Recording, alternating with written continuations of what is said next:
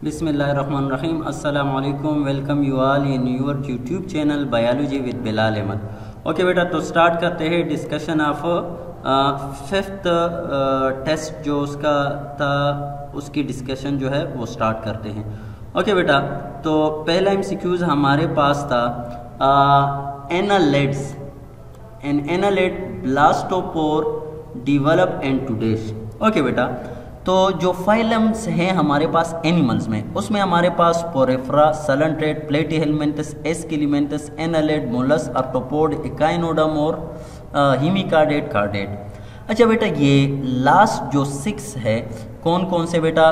जो annelid, mollusc, arthropod, echinoderm, हीमिकार्डेट और कार्डेट, तो ये हमारे पास सिलुमेट्स में आते हैं। सही। अब सिलुमेट को हमने दो में डिवाइड किया है। एक को हम कहते हैं बेटा, ये है लेट्स सपोज सिलुमेट। तो सिलुमेट क्या है बेटा, उसकी फर्दर फिर इंशाल्लाह उसमें एक लेक्चर हम बनाएंगे। तो सिलुमेट में हमारे पास 2 क्लासेज है बेटा। एक को हम कहते हैं प्रोटोस्टोम, सही, और दूसरे को हम कहते हैं ड्यूट्रोस्टोम। तो बेटा प्रोटोस्टोम में हमारे पास 3 क्लासेस आ जाते हैं यहाँ पे, कौन कौन से? Annelid, mollusc, arthropod. और ड्यूट्रोस्टोम में भी हमारे पास 3 क्लासेस आ जाते हैं, कौन कौन से? इकाइनोडर्म, हीमिकार्डेट और कार्डेट। ओके बेटा, अब यहाँ पे आप अगर देखो तो उसमें हमारे पास ये हमारे पास सिलुमेट है और इसमें 3 लेयर्स होते हैं, एक्टोडर्म, मीजोडर्म और एंडोडर्म। सही। तो बेटा ये जो 3 लेयर है इसमें ये जो है फोल्ड हो जाते हैं, और जब ये फोल्ड हो जाते हैं तो इसमें ये जो फर्स्ट यहाँ पे ग्रू लाइक स्ट्रक्चर बना है इसको हम ब्लास्टोपोर कहते हैं। तो बेटा याद रखना, प्रोटोस्टोम में जो ब्लास्टोपोर होता है इससे माउथ बनता है। सही। तो इस वजह से इसको हम प्रोटोस्टोम कहते हैं। और ड्यूट्रोस्टोम में ये जो फर्स्ट ग्रू बनता है, ये ओपनिंग, इसको हम क्या, इससे हमारे पास एनस बनता है। तो बेटा ब्लास्टोपोर एनालिड में, चूंकि एनालिड हमारे पास प्रोटोस्टोम है और प्रोटोस्टोम में इस ब्लास्टोपोर से क्या बनता है? माउथ बनता है। तो देयरफॉर यहाँ पे ऑप्शन हमारे पास आएगा माउथ। जबकि एनालिड, मोलस्क, आर्थ्रोपोड में माउथ, जबकि इकाइनोडर्म, हीमिकार्डेट और कार्डेट में यहाँ पे पहला जो इससे ओपनिंग बनेगा वो हमारे पास क्या होगा?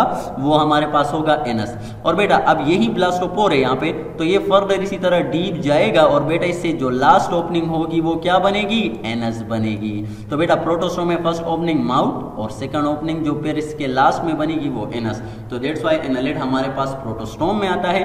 तो ऑप्शन हमारे पास करेक्ट होगा कौन सा वाला बेटा? बी करेक्ट होगा, that is mouth. Okay, next MCQs की तरफ आते हैं बेटा। Function of tube feed and starfish is are dash. Okay बेटा, ये ट्यूब फीड क्या होते हैं? तो इसके लिए सबसे पहले आपने एक और सिस्टम पढ़ना होगा बेटा, water vascular system. Water vascular system, और ये किस में होता है? इकाइनोडर्म में होता है। बेटा इसमें क्या होता है, एक ये ओपनिंग होती है जिसको हम मेट्रोपोराइड कहते हैं, जिसके जरिए वाटर एंटर होता है इस सिस्टम में। और बेटा ये जो हमारे पास नजर आ रहा है ये सारा, ये अब वाटर वास्कुलर सिस्टम का मेन जो है ये सेंट्रल कैनाल है। और फिर यहाँ से सेंट्रल कैनाल से हर एक ब्रांच को, इसी तरह जो है हर एक आर्म को एक ब्रांच गया है, उसको हम रेडियल कैनाल कहते हैं। और फिर रेडियल कैनाल के साइड पे इसी तरह आपको ये जो स्ट्रक्चर नजर आए इसको हम ट्यूब फीड कहते हैं। सही। तो बेटा जब भी आ जाए what are the function of tube feed, तो आसान सा बेटा 4 काम आपने याद रखने हैं बेटा। तो बेटा लोकोमोशन भी करते हैं, उसमें भी हेल्प करता है। Act as a sense organ के तौर पर भी काम करता है। कैप्चर प्रे को जो है कैप्चरिंग के लिए भी ये इस्तेमाल होता है। तो यहाँ पे इसीलिए वजह से आल हमारे पास करेक्ट होगा। और 4th फंक्शन बेटा रिस्पायरेशन में भी इसका रोल है। तो this all 4 function are the what, ये हमारे पास फंक्शन है किसके? इसी ट्यूब फीड के फंक्शन है। डन। तो इसी वजह से यहाँ पे हमारे पास ऑप्शन कौन सा करेक्ट होगा? आल। 3rd एमसीक्यूज है बेटा, एन सिलुमेट सिलोम इज प्रेजेंट। बेटा मैंने कहा कि ट्रिप्लोब्लास्टिक जो हमारे पास होते हैं, जिनमें हमारे पास एक्टोडर्म, मीजोडर्म और एंडोडर्म होता है, तो ट्रिप्लोब्लास्टिक हमारे पास 3 होते हैं। एक है एसिलुमेट जो कि आपको पता है कौन सा है, हमारे पास प्लेटीहेलमिन्थस है, और फिर प्लेटीहेलमिन्थस, एस्किलिमेंथस, फिर एस्केलिमेंथस हमारे पास सोडोसिलुमेट है। और फिर उसके बाद बाकी जो सिलुमेट में आ जाते हैं तो हमारे पास कौन कौन से है बेटा? वो हमारे पास है सिलुमेट में annelid, mollusc, arthropod, echinoderm, hemichordate and chordate. Done. Okay बेटा, अब सिलुमेट जो है मैंने कहा था आपसे कि सिलुमेट में हमारे पास यहाँ पे जो है एनालिड में हमारे पास सॉरी क्या होता है, केविटी नहीं होती। यहाँ पे सोडो सिलुमेट में जो है केविटी होती है लेकिन फॉल्स टाइप, और सिलुमेट में जो ट्रू सिलुमेट है उसमें हमारे पास केविटी होती है। तो बेटा अब कोई आपसे कहे यहाँ पे, तो चलो मैंने यहाँ पे लिख दिया है, लेकिन चलो अगर ये ना हो तो आपको इसमें से कौन से जो है वो ट्रू सिलुमेट नजर आते हैं। तो बेटा अगर देखा जाए तो आपको लगेगा कि ये हमारे पास, इसीलिए डायग्राम के जरिए बेटा अगर आपको समझ आ जाए तो ये कभी भी आपको भूल नहीं पाओगे। सही है बेटा। तो अब यहाँ पे आपको ये जो है असल में आपको नजर आएंगे कि ये जरा ट्रू सिलोम है, केविटी है, लेकिन नहीं बेटा, ट्रू सिलोम के लिए हमारे पास एक डिफिनीशन है कि ट्रू सिलोम क्या होता है बेटा। तो ट्रू सिलोम के लिए जो कि सिलुमेट में होता है बेटा, उसके लिए शर्त ये है कि वो हमारे पास प्रेजेंट होगा किसके, एक्टोडर्म। ये हमारे पास एक्टोडर्म है, और ये जो है ये वाला, ये हमारे पास क्या है बेटा, ये जो ब्लू वाला, सॉरी ये जो ब्लू वाला है, ये थोड़ा सा जो दिखाई दे रहा है इसको मैं रेड कर देता हूँ इस तरह, ये हमारे पास एंडोडर्म है। तो बेटा याद रखना, सिलोम जो होता है उसके लिए चंद बातें बहुत जरूरी है, और पहली बात जो उसमें है कि it will present between the endoderm और एक्टोडर्म। तो देखो बेटा यहाँ पे अगर इसको देखो, ये जो सिलुमेट है ये हमारे पास एंडोडर्म ये जो है, और ये जो एक्टोडर्म है, इन दोनों के दरमियान में ये मौजूद है, ये केविटी है। सही है। दूसरा बेटा इसमें शर्त आपको बता दूं, सिलोम के लिए जो ट्रू केविटी है उसमें शर्त ये है कि ये मीजोडर्म के अंदर होगा। कैसे? कुछ यूं होगा कि इसका एक्सटर्नल लाइनिंग, ये एक्सटर्नल लाइन, और इस केविटी का इंटरनल लाइन दोनों मीजोडर्म है। तो बेटा ये दो शर्तें जिसमें होगी, और भी शर्तें इंशाल्लाह फिर उसके लिए मैं लेक्चर बनाऊंगा बेटा, वीडियो अपलोड हो जाएगी।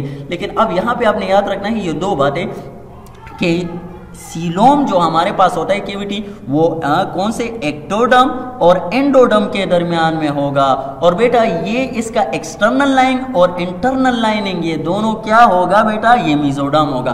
अब अगर इसको देखा जाए, चलो जरा इसको देखते हैं। तो बेटा ये हमारे पास एंडोडर्म और मीजोडर्म के दरमियान में मौजूद है, तो इसीलिए ये हमारे पास क्या नहीं है, ट्रू सिलोम नहीं है। दूसरा बेटा ट्रू सिलोम के लिए क्या है कि इसका एक्सटर्नल लाइनिंग और इंटरनल लाइनिंग दोनों क्या होने चाहिए, मीजोडर्म होने चाहिए। अब इसका एक्सटर्नल लाइन मीजोडर्म है लेकिन इंटरनल लाइन मीजोडर्म नहीं है, यहाँ पे एंडोडर्म है। सो दैट्स व्हाई यहाँ पे जो है हमारे पास ऑप्शन कौन सा आएगा, दैट विल बी सी, कि ये एक इसमें ये है कि प्रेजेंट बिटवीन एंडोडर्म और एक्टोडर्म। तो दैट्स व्हाई यहाँ पे हमारे पास ऑप्शन करेक्ट होगा सी। ओके बेटा नेक्स्ट हमारे पास जो एमसीक्यूज है, for which of the following is macronutrient. तो बेटा जब भी बात आएगी न्यूट्रन की, आसान सा आपको बता दूं बेटा, न्यूट्रन हमारे पास एक मैक्रोन्यूट्रन होते हैं, चलो मैं यहाँ पे MA से लिख दूंगा, और एक हमारे पास माइक्रोन्यूट्रन होते हैं, उसको चलो मैं MI से लिख दूंगा, जो कि प्लांट के लिए जरूरी है। अच्छा बेटा अब याद रखना, बस आपको मैं मैक्रो बता दूं, ये बहुत ज्यादा इंपॉर्टेंट है, लास्ट टाइम भी इससे हमारे पास MCQs आया था, बस आप मैक्रो वाले याद रखो, इसके अलावा बाकी भूल जाओ। सही। तो मैक्रो जो न्यूट्रन है उसके लिए शॉर्टकट फार्मूला कौन सा, स्पंज Mg का। तो बेटा ये सारे सल्फर, फास्फोरस, ऑक्सीजन, ये सारे क्या है, मैक्रो न्यूट्रन है। इसके अलावा जो आएगा वो क्या होगा, वो हमारे पास माइक्रो न्यूट्रन होगा। तो अगर यहाँ पे देखा जाए which of the following is macro nutrient, तो इसमें हमारे पास पोटाशियम मैक्रो न्यूट्रन है, सोडियम हो गया, आयरन हो गया, कॉपर, ये इस फार्मूले में नहीं आते, इस वजह से ये क्या है, माइक्रो न्यूट्रन है। तो ऑप्शन कौन सा करेक्ट होगा हमारे पास, ए वेल करेक्ट। ओके बेटा नेक्स्ट आगे जाते हैं, fifth MCQs, select the exception. अच्छा इसमें आपने क्या करना है, एक ग्रुप है जिसमें 3 आते हैं और एक उस ग्रुप में नहीं है। तो इसको अब अगर हम देखें बेटा, तो ये नाम से अगर देखो, नास्टी नास्टी नास्टी, तो इट्स मीन कि ये तीनों एक ग्रुप के लग रहे हैं, और ये जो है डी जो है हमारे पास ये अलग ग्रुप का लग रहा है। तो आपने डी जो है करेक्ट नहीं करना, बल्कि समझो पहले बेटा, जो प्लांट मूवमेंट होते हैं, सिंपल आसान से आपको बता दूं, जो प्लांट मूवमेंट है वो हमारे पास 2 किस्म के होते हैं। एक को हम कहते हैं कौन से बेटा, वो जो हमारे पास रैपिड मूवमेंट होता है। सही है, एक हमारे पास रैपिड मूवमेंट होता है और दूसरा हमारे पास ग्रोथ मूवमेंट होता है। तो बेटा यहाँ पे रैपिड मूवमेंट को अभी छोड़ देता हूँ, ग्रोथ मूवमेंट की तरफ आते हैं। ग्रोथ मूवमेंट में फिर हमारे पास जो है वो 2 किस्म के होते हैं बेटा। सही, तो उनमें से एक हमारे पास ऑटोनॉमिक है और दूसरा जो है हमारे पास क्या है, पैराटॉनिक है। अच्छा बेटा, वो ग्रोथ मूवमेंट जो कि इंटरनल स्टिमुलस की वजह से हो उसको हम ऑटोनॉमिक कहते हैं, जबकि वो ग्रोथ मूवमेंट जो कि एक्सटर्नल स्टिमुलस, ऑटोनॉमिक कौन से होंगे, ये इंटरनल स्टिमुलस की वजह से होंगे, और पैराटॉनिक क्या होंगे, ये एक्सटर्नल स्टिमुलस की वजह से होंगे। तो बेटा फिर यहाँ पे अगर देखा जाए ऑटोनॉमिक में हमारे पास 3 टाइप आ जाते हैं। कौन कौन से बेटा, तो उसमें जो 3 टाइप है, एक है फोटोनास्टी नहीं, एक है एपेनास्टी, और एक है हमारे पास हाइपोनास्टी, और तीसरा है न्यूटेशन। तो बेटा ये 1, 2 और 3 ये हमारे पास किसकी एग्जांपल है, ये ऑटोनॉमिक ग्रोथ की एग्जांपल है। Epinasty opening of bird, hyponasty closing of bird, और न्यूटेशन जो है वो जिग हमारे पास प्लांट की स्टेम जो है उसकी मूवमेंट है। तो बेटा ये तीनों एक ही क्लास से ताल्लुक रखते हैं जो कि ऑटोनॉमिक है। तो दैट्स व्हाई एक्सेप्शनल क्या होगा, ऑप्शन हमारे पास करेक्ट होगा फोटोनास्टी। फोटोनास्टी किस में आता है, तो बेटा ये जो हमारे पास यहाँ पे ये जो मूवमेंट है ये पैराटॉनिक मूवमेंट। डन। तो बेटा पैराटॉनिक मूवमेंट में हमारे पास फिर फर्दर टाइप हो जाते हैं, जिनमें से एक है ट्रॉपिक मूवमेंट और दूसरा है बेटा नास्टिक मूवमेंट। सही, फिर भी इंशाल्लाह इसके बारे में भी देखूंगा कि वीडियो अपलोड कर लूँ तो आपको प्लांट मूवमेंट समझ आ जाएगी आसान। और दूसरा है हमारे पास टेक्टिक मूवमेंट। तो बेटा ये जो फोटोनास्टिक मूवमेंट है ये इसमें आता है। नास्टिक मूवमेंट हमारे पास due to intensity of stimulus होता है, ये फोटोनास्टी, कीमोनास्टी वगैरह इसमें बहुत से टाइप आ जाते हैं, तो इसी वजह से फोटोनास्टी यहाँ पे करेक्ट होगा। नेक्स्ट जो है बेटा आते हैं 6th MCQs की तरफ। Cardiac sphincters are present and dash. Cardiac नाम से जो है नजर आ रहा है कि ये जो है कहीं हार्ट में जाके हमें मिलेंगे, लेकिन ऐसा नहीं है। तो बेटा आपने अगर हार्ट टिक किया है, गलत है बेटा। Between right and left atrium ये सारे हमारे पास गलत है। क्यों? क्योंकि कार्डिक यहाँ पे नन ऑप्शन करेक्ट है। क्यों बेटा? क्योंकि कार्डिक स्फिंक्टर हमारे पास यहाँ पे होते हैं, और कार्डिक स्फिंक्टर ये किसके, एसोफेगस और स्टमक के दरमियान में होते हैं। और बेटा याद रखना इसको कार्डिक इसी वजह से कहते हैं कि यहाँ पे जो है ये हमारे पास हार्ट जो रीजन है उसके करीब होते हैं। तो बाज दिल में बसते हैं और बाज दिल के करीब होते हैं, तो दिल के जो करीब होते हैं उसको भी हम कार्डिक नाम दे सकते हैं। सही है बेटा, तो ये दिल के करीब है, तो इस वजह से इसको हमने क्या दिया है, कार्डिक स्फिंक्टर का नाम दिया है। अच्छा बेटा अब इस स्फिंक्टर का काम क्या है, तो बेटा याद रखना it prevent the back flow of the movement. इस back flow of movement of food जो है उसको रोकता है। और बेटा अगर ये जो है खराब हो जाए तो फिर हम सो नहीं सकेंगे, ऐसे ही फर्श पर कुर्सी पर फिर सोएंगे। क्यों? क्योंकि ये अगर हम लेट जाए तो वापस ये ये यहाँ से कायम वगैरह वापस हमारे मुंह की तरफ आएगा। तो बेटा कार्डिक स्फिंक्टर का यहाँ पे बहुत ज्यादा रोल है। और यहाँ पे जो स्फिंक्टर होते हैं उसको हम क्या कहते हैं, पाइलोरिक स्फिंक्टर, और ये इंटेस्टाइन और किसके दरमियान, स्टमक के दरमियान में होते हैं। दूसरी एक बात याद रखना, इसी cardiac sphincter they are also called बेटा लोअर एसोफिगियल स्फिंक्टर। इसको हम लोअर एसोफिगियल स्फिंक्टर भी कहते हैं। डन। तो बेटा अगर आ जाए कि लोअर एसोफिगियल स्फिंक्टर या कार्डिक स्फिंक्टर तो दोनों एक ही है। ओके बेटा आगे जाते हैं। Next 7th MCQs। Fluid and electrolytes are secreted from dash of pancreas. अच्छा बेटा अब अगर पेनक्रियास को देखा जाए, इससे हमारे पास पेनक्रियास से पेनक्रियाटिक जूस सिक्रीट होता है। डन। और बेटा पेनक्रियाटिक जूस में हमारे पास 2 चीज़ें होती हैं, एक होते हैं एंजाइम्स। डन।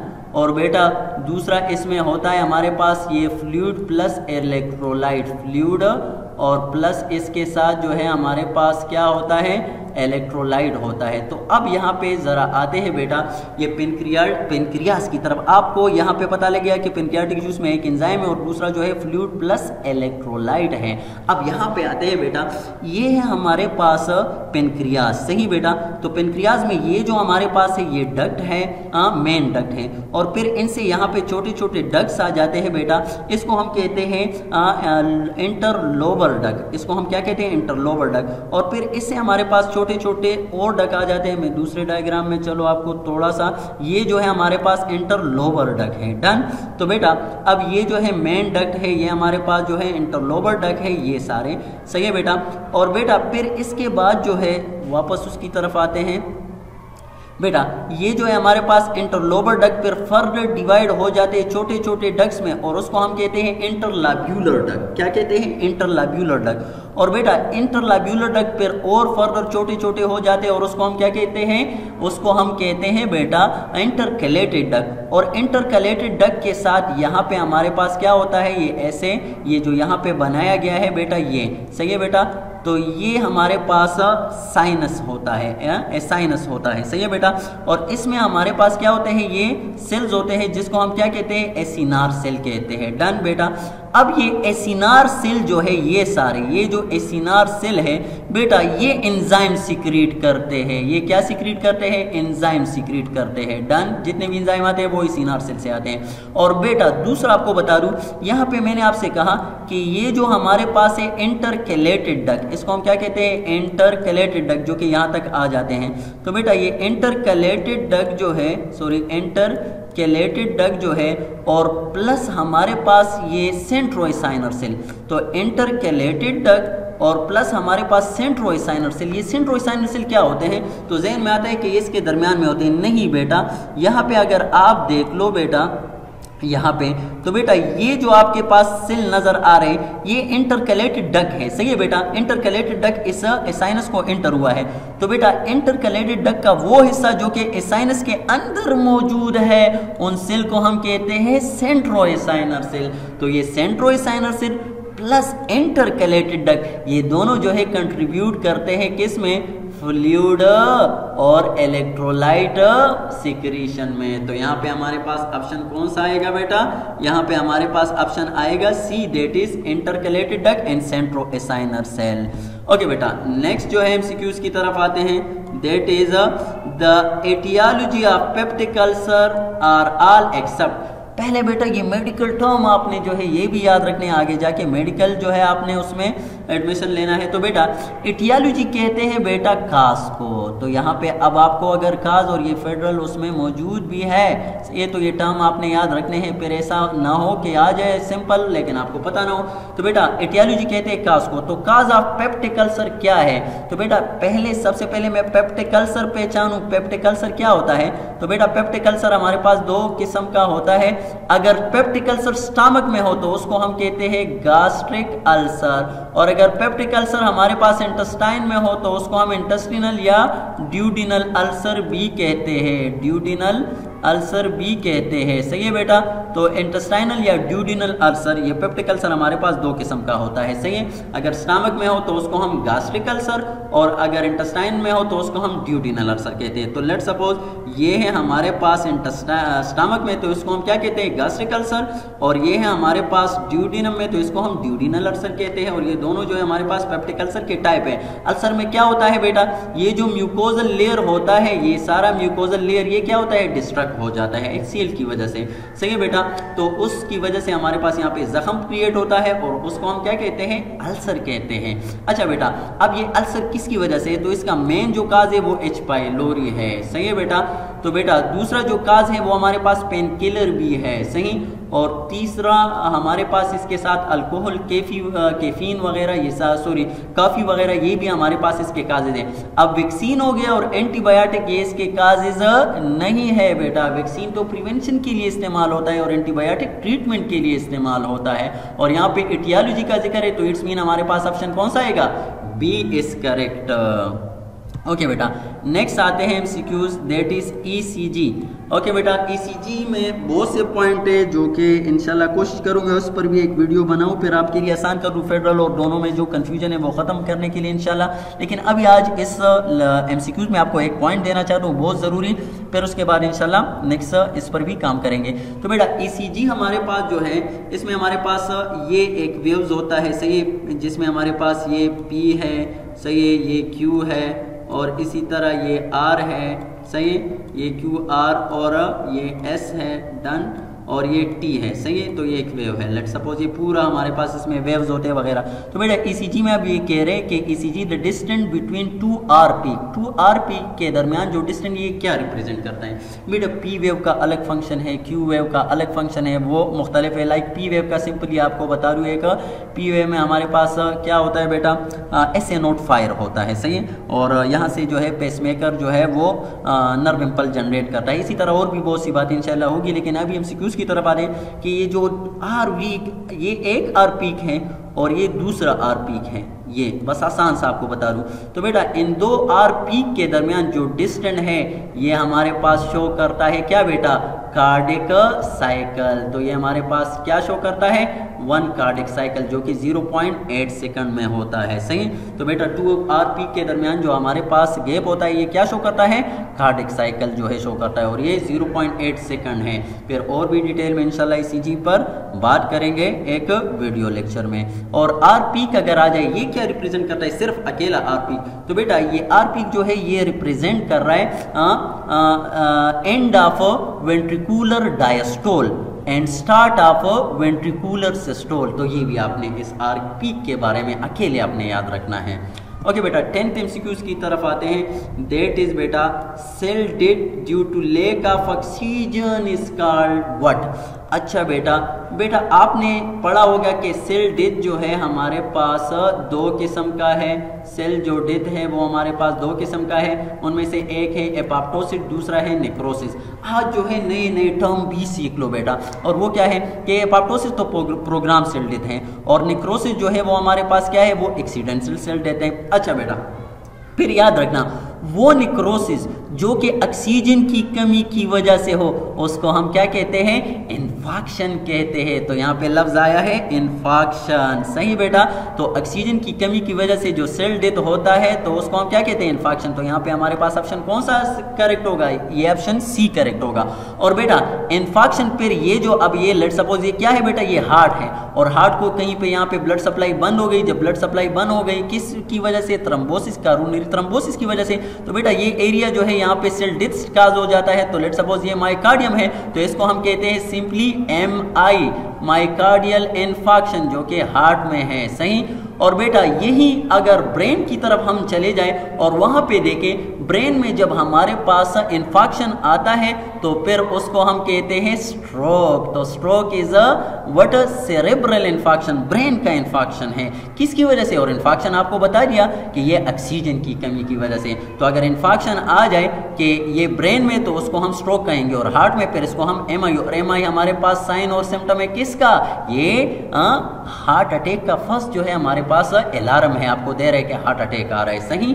ओके बेटा तो यहाँ पे इन्फाक्शन करेक्ट होगा। 11th MCQs डिस्कस करते हैं बेटा largest organ of our body. बेटा जब लफ्ज लार्जेस्ट आ जाए तो आपने याद रखना, अगर आ जाए largest organ of our body तो आपने टिक करना है लिवर को।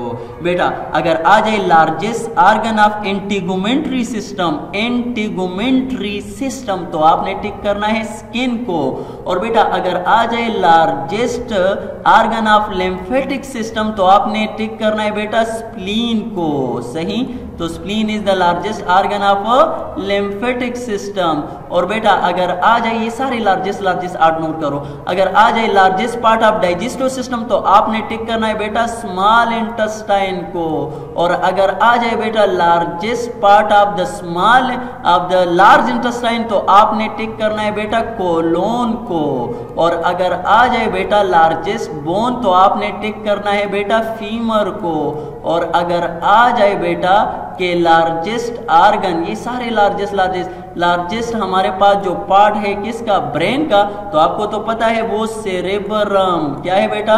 बस मैं सी लिख देता हूं, सेरेब्रम, डन। तो सेरेब्रम जो है हमारे पास लार्जेस्ट पार्ट है किसका? वो है हमारे पास ब्रेन का। ओके अगर आ जाए largest part of the stomach तो आपने नाम लेना है किसका? बॉडी का। बॉडी जो है वो हमारे पास क्या है बेटा? लार्जेस्ट पार्ट है किसका? स्टमक का, सही। अगर आ जाए लार्जेस्ट ब्लड वेसल तो आपने नाम देना है मैक्रोफेजिस का, सही। तो बेटा ये सारे, अगर आ जाए largest phylum, and kingdom Animalia, ये सारे लार्जेस्ट का बता रहा हूं बेटा, तो आपने नाम देना है आर्थ्रोपोड का। अगर आ जाए बेटा ये हमारे पास आर्थ्रोपोड, अगर आ जाए लार्जेस्ट क्लास ऑफ इनवर्टिब्रेट तो आपने नाम देना है इंसेक्ट का।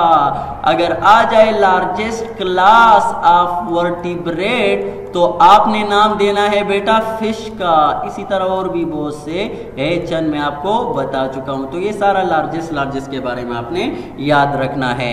ओके बेटा, नेक्स्ट एमसीक्यूज की तरफ आते हैं। Very tricky, that is 1 haemoglobin can transport dash oxygen. तो बेटा आप अक्सर गलती कर लेते हो, यहाँ पे भी बहुत से बच्चों ने गलती की है। यहाँ पे है 1 हीमोग्लोबिन, तो बेटा जब 1 हीमोग्लोबिन की बात आ जाए तो वो 4 ऑक्सीजन कैरी करता है, 4 ml नहीं 4 ऑक्सीजन। यहाँ पे ऑप्शन हमारे पास क्या करेक्ट होगा? डी करेक्ट होगा, दैट इज नन। और अगर आ जाए बेटा 1 के साथ ग्राम जिक्र हो, अगर 1 ग्राम जिक्र हो तो फिर 1.34 ml आ जाएगा। तो ये यहाँ पे आपने बिल्कुल गलती नहीं करनी। 1 ग्राम अगर जिक्र है तो 1.34 ml, अगर सिर्फ 1 ऑक्सीजन जिक्र है तो 4 ऑक्सीजन सिर्फ 4 ml इसके साथ नहीं आएगा। और इसी तरह जो है नॉर्मल ब्लड में हमारे पास कितना होता है बेटा? 15 ग्राम होता है, और 15 ग्राम कितना कैरी करता है? 20 ml oxygen. When fully saturated होता है 20 ml ऑक्सीजन कैरी करता है।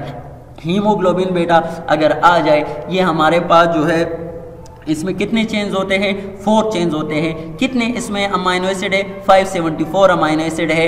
ये बेटा कौन सा प्रोटीन है? तो बेटा ये वो प्रोटीन है जो कि बनाता है कौन बेटा? Free ribosome. बहुत ही इंपॉर्टेंट पॉइंट, फ्री राइबोसोम जो कि डिस्पर्स होते हैं साइटोप्लाज्म में, वो हमारे पास बनाते हैं क्या बेटा? हीमोग्लोबिन। हीमोग्लोबिन कौन सा प्रोटीन है बेटा? ग्लोबुलर प्रोटीन है। हीमोग्लोबिन जो है ये हमारे पास ग्लोबुलर प्रोटीन है। स्ट्रक्चर उसकी कौन सी है? क्वाटर्नरी स्ट्रक्चर है। इसका जो है ये सारा डिटेल आपने जो है यहाँ पे याद रखना है। इसके अलावा भी बहुत सी बातें हैं इसमें। ओके, नेक्स्ट जो है आते हैं 13 की तरफ। 13 एमसीक्यूज है। Insulin is present in dash. अच्छा बेटा, तो इंसुलिन हमारे पास क्या है? हार्मोन है, और आपको पता है पेनक्रियाज से सिक्रीट होता है, और पेनक्रियाज में एक एक्सोक्राइन पोर्शन है, मैं EX से लिख देता हूँ इसको, चलो। और बेटा एक है एंडोक्राइन पोर्शन में, EN से लिख देता हूँ इसको, एंडोक्राइन। तो बेटा एंडोक्राइन पोर्शन में हमारे पास आइलेट्स ऑफ लिंगरान आते हैं, जिसमें हमारे पास अल्फा, A से लिख देता हूँ सही, और इसी तरह बीटा, यहाँ पे बीटा, और इसी तरह सोआन डेल्टा सेल्स होते हैं सही। तो बेटा याद रखना इंसुलिन जो है हमारे पास सिक्रीट होता है कहाँ से? इस बीटा सेल से हमारे पास सिक्रीट होता है। और बेटा याद रखना एक्सोक्राइन जो सिक्रीशन होता है पेनक्रियास का, उसको हम पेनक्रियाटिक जूस कहते हैं, और पेनक्रियाटिक जूस जो हमारे पास है वो डक्ट में आएगा सही, और आके फिर ड्यूडेनम में, स्मॉल इंटेस्टाइन में। लेकिन ये है हार्मोन जो इंसुलिन जो बीटा सेल सिक्रीट, और ये है हार्मोन, और हार्मोन किसी डक्ट वक्त में नहीं आता, वो डायरेक्टली अपना हार्मोन जो है किस में दे देते हैं? ब्लड को दे देते हैं। तो इसलिए जूस मूस में ये हमारे पास प्रेजेंट नहीं होगा। यहाँ पे ऑप्शन हमारे पास क्या आएगा? डी आएगा, दैट इज नॉन, क्योंकि एंडोक्राइन सिक्रीशन है, और एंडोक्राइन सिक्रीशन कहाँ पे होता है? वो डायरेक्टली ब्लड में जाता है सही। तो अच्छा नेक्स्ट है बेटा 14 हमारे पास MCQs. All of the following are secreted from pancreas in active form except. बेटा हमारे पास जो एंजाइम है पेनक्रियाज से सिक्रेट होते हैं, तमाम के तमाम जो है वो इनएक्टिव। सॉरी बेटा यहाँ पे एमसीक्यूज मैंने लिखा है, लेकिन थोड़ा ये इसके साथ था इनएक्टिव फॉर्म सही।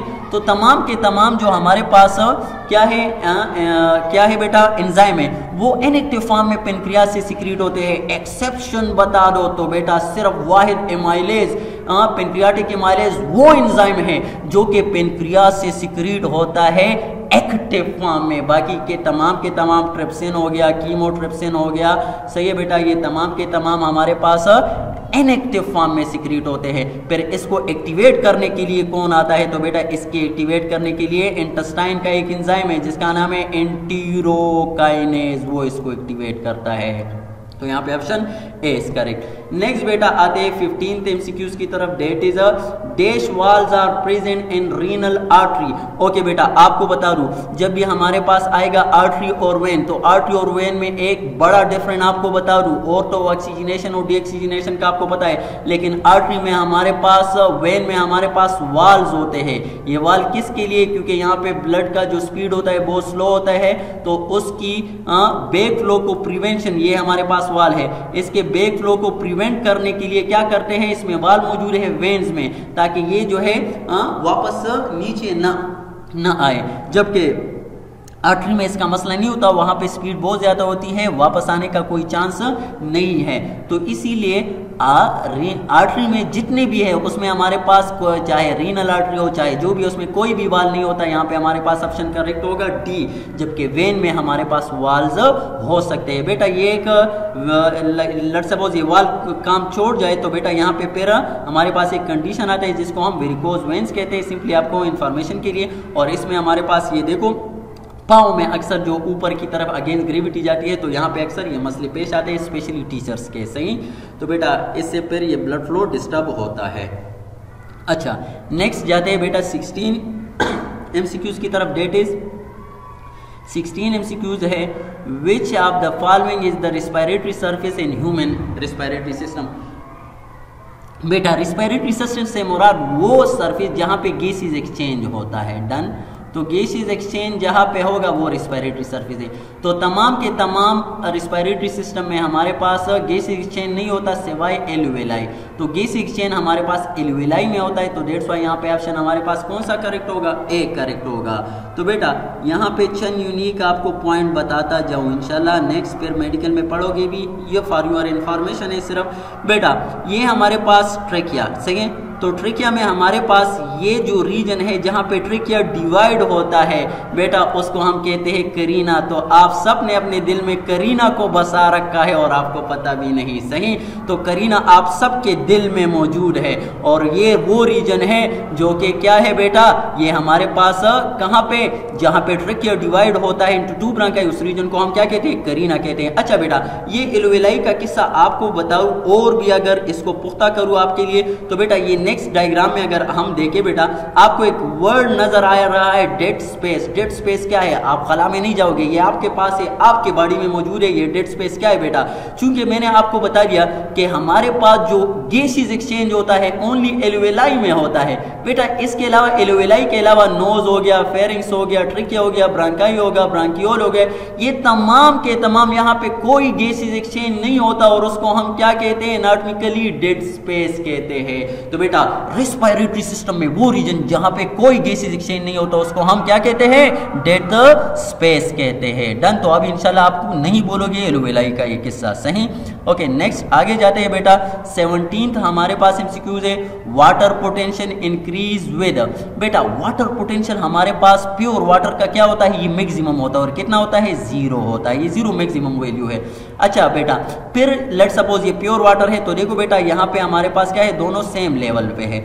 अब मैं क्या कर रहा हूँ बेटा, लेट सपोज अगर मैं ऐड करूँ इस वाटर में सैल्यूट, यहाँ पे सैल्यूट मैंने ऐड किया है, तो बेटा सैल्यूट की एडिशन की वजह से अब इस साइड पे वाटर पोटेंशियल क्या हो जाएगा, कम हो जाएगा। सही, क्योंकि वाटर पोटेंशियल जो है ये डिपेंड करता है बेटा किस पर, कंसंट्रेशन ऑफ वाटर मॉलिक्यूल पर। तो यहाँ पे आप वाटर मॉलिक्यूल की कंसंट्रेशन क्या हो जाएगी, कम हो जाएगी।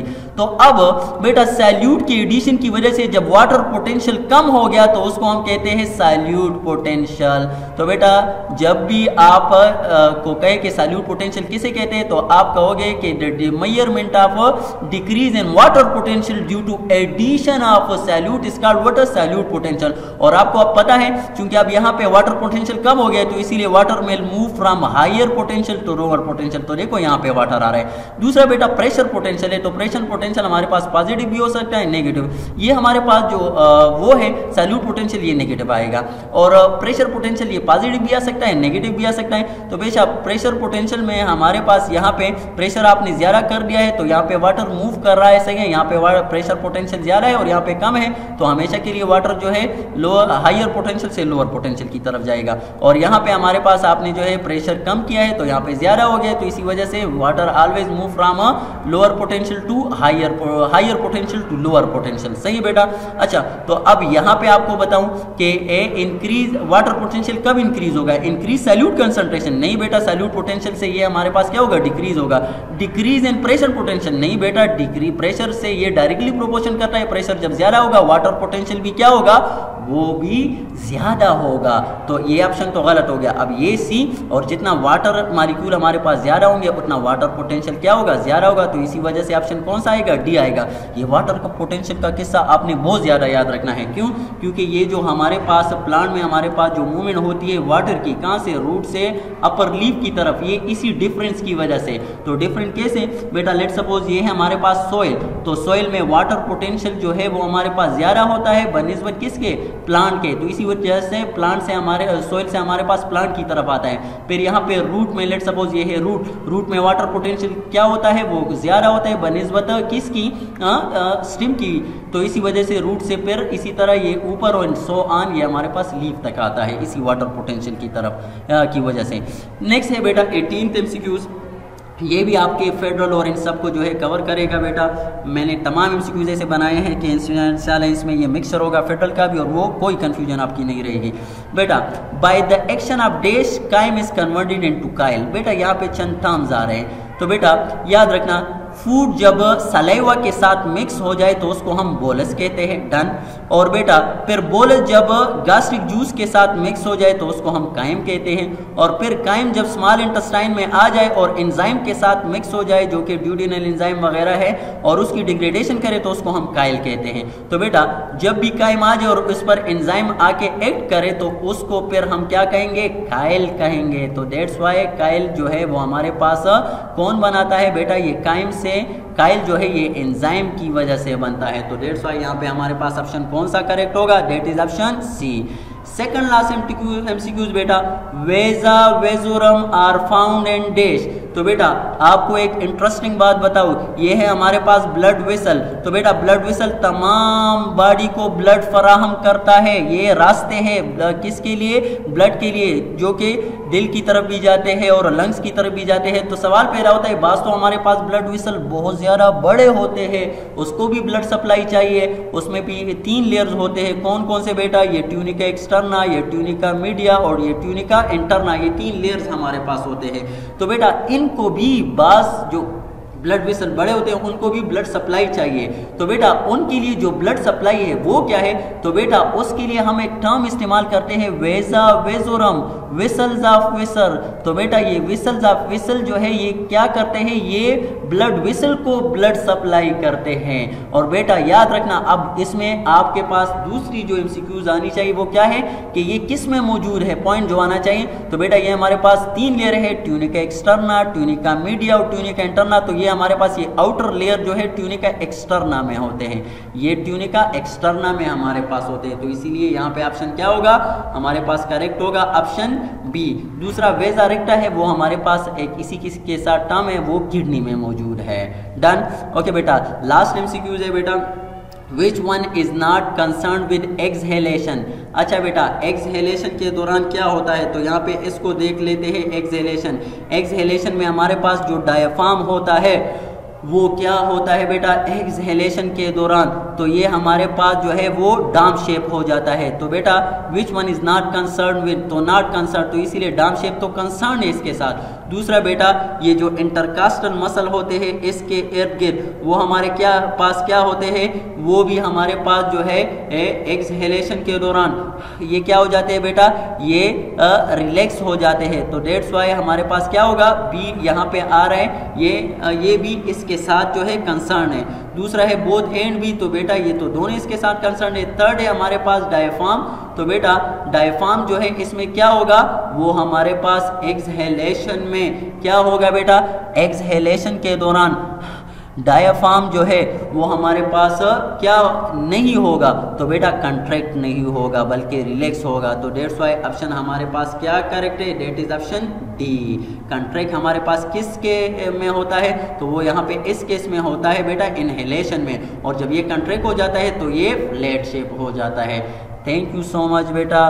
डायग्राम जहन में जब आ जाए तो इंशाल्लाह ये पॉइंट जो है ये इस वजह से मैंने किया है कि और भी आपके जो है पॉइंट वो परमानेंट बेस पर आपको याद आ जाए। Thank you so much. Next test के बारे में मैं फिर आपको अनाउंस कर दूंगा कि नेक्स्ट के टेस्ट जो है वो कल है, या उसके लिए जो लेक्चर चैप्टर है वो भी आपको जो है SMS के ज़रिए भिजवा दूंगा। थैंक यू सो मच बेटा।